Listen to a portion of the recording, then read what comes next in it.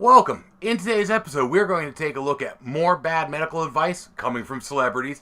Then we're going to get into a way to slow down aging on a cellular level.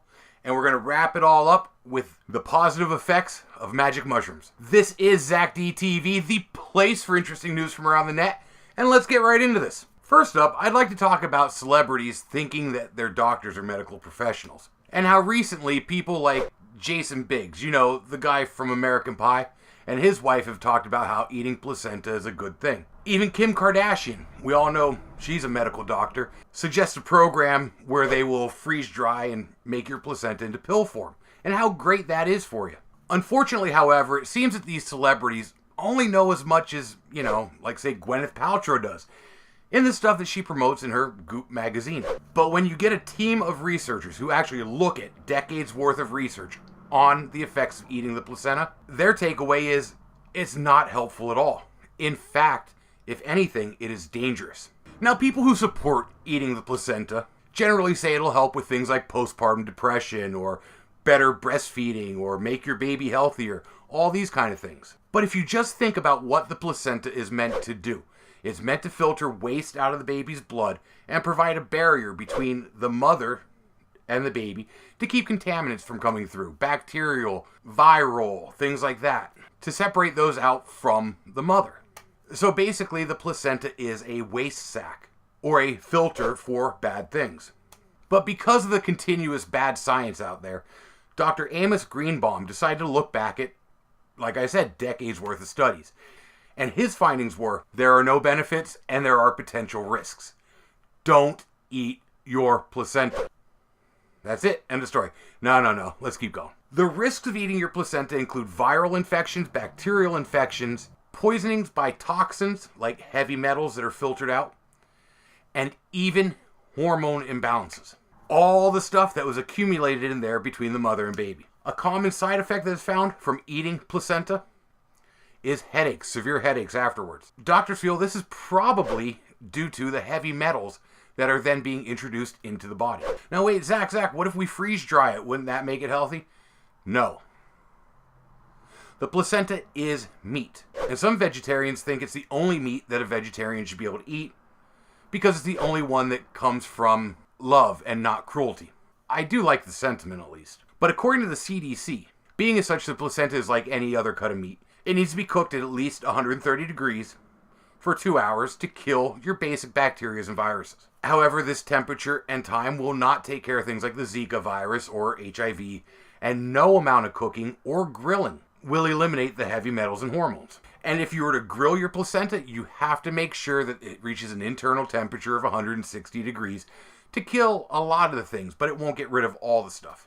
Another problem that arises when people have the placenta freeze-dried and turned into pills is there are no standards. There's no preset standards that tell people how they have to do this. They don't get inspected by the health inspector. They don't have to have a clean area, and they don't even have to guarantee that the placenta that you get back is yours and not cross-contaminated by someone else. Now you might be crying, but why? But why would they do this? Why would these celebrities tell us wrong information? Money. It's all the American dollar. $200 to $400 is what it costs to have your placenta encapsulated. That's the process that Kim Kardashian is advertising. A process with no scientific benefits, no known health benefits, and nothing but harm. So unfortunately, when these celebrities are telling you to do something like that, they're just using their power of influence to make more money. I did feel like I had to talk about this, though. I did notice there's a huge amount of search traffic on this. And according to Dr. Greenbaum, 1 in 60 of his patients, he's an obstetrician, come in and ask him the best way to consume their placenta. So there's plenty of people out there, spread the word. It is not healthy for anyone. And if anything, it could hurt you or your baby. All right, let's go from the beginning of life to extending life. Researchers at UCLA, under the lead of Dr. David Walker, have published a report detailing how they were able to extend the life of fruit flies by repairing their mitochondria. The mitochondria are the power generators of a cell, and over time, they tend to elongate as the person ages. Researchers believe that these elongated mitochondria are harder for the cell to get rid of when they're no longer working. And unfortunately, because they're stuck with this waste growing in the cell, it ends up killing the cell and showing a lot of our age-related diseases. And here you see in this photo what they're talking about. In the top left corner, you see a fruit fly's mitochondria. They're in green. At 10 days, top right corner is at 28 days, and the bottom two photos are at 37 days. As you can see, the one on the left is the untreated and elongated one. The one on the right has received this treatment. What they're doing is increasing the levels of a protein known as DRP1 in the fruit flies. This protein causes the mitochondria to break apart into smaller sections, either to be more useful or to make them easier to get rid of. And with only 1 week of therapy, they saw a 20% increase in the lifespan of female fruit flies. In males, it was only 12%. Go figure, women live longer than men, huh?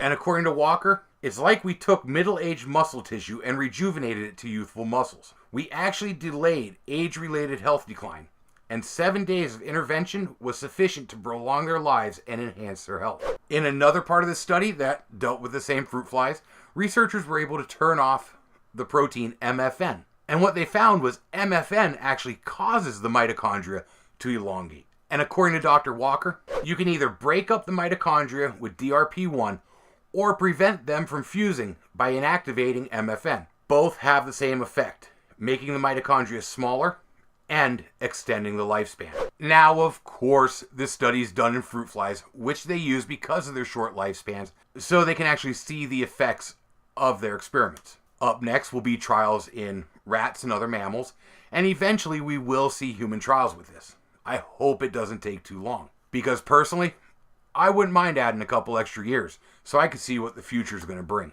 And what do you think? If we can extend our lifespan, should we?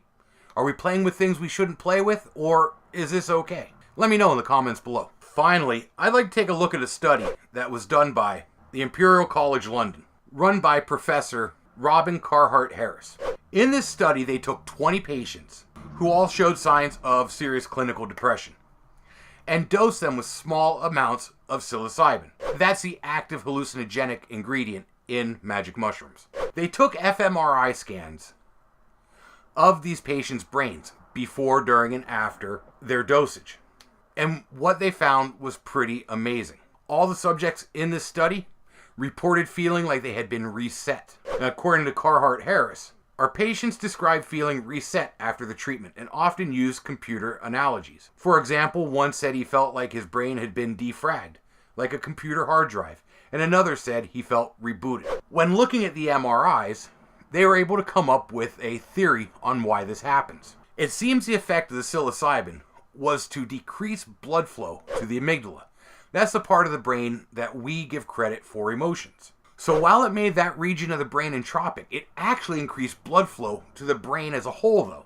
And after the effects of the hallucinogenic wore off, the brain basically started rebooting itself from its broken down state, redirecting blood flow back to certain areas, changing things up, and actually working in a way that increased the connectivity between all the regions of the brain. This giving it its feeling of reconfiguration or rebooting, and also giving them the kickstart they needed to snap out of depression. Now, of course, this sounds super promising, but unfortunately, the test subjects, there's only 20 of them, so it's a very, very small field to look at. However, this does show promise for using hallucinogens as a way to improve our brain health. And maybe this will make it a little easier for researchers going forward to be able to conduct trials like this. But like they state in the paper, don't try to self-medicate at home. These are done under controlled conditions and supervised by medical professionals. And on that note, I'm going to wrap it up. Let me know, which one of these do you think has the biggest positive effect on human beings going forward? You can leave me an answer in the comments below. And if you like this episode, make sure to hit that thumbs up button. It really helped my channel grow. And if you want more interesting news 5 days a week, click that subscribe button so you know when I upload something new. Like I said, I'm here Monday through Friday, so I hope to see you here again. And until next time, have fun and be safe.